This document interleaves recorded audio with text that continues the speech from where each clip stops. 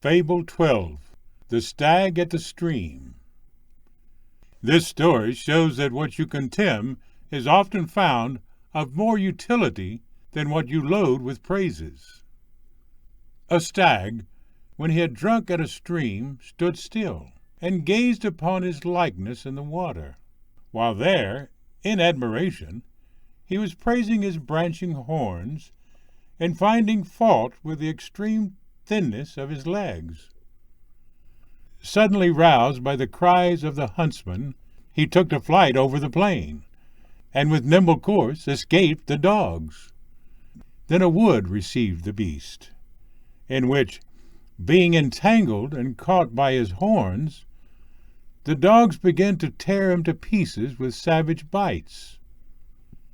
While dying, he is said to have uttered these words, "Oh, how unhappy am I, who now too late find out how useful to me were the things that I despised, and what sorrow the things I used to praise have caused me."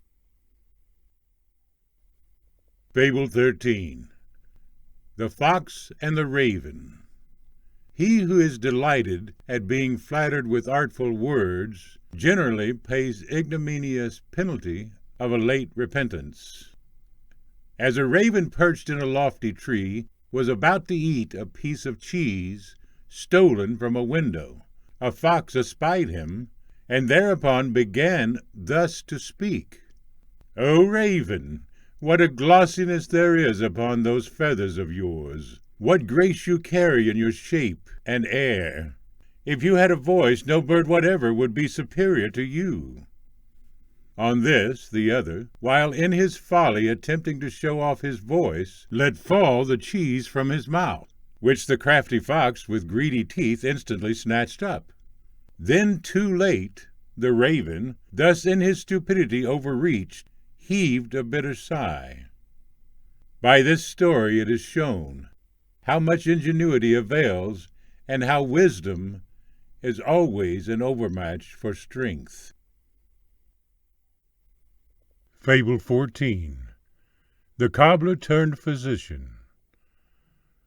A bungling cobbler, broken down by want, having begun to practice physic in a strange place, and selling his antidote under a feigned name, gained some reputation for himself by his delusive speeches.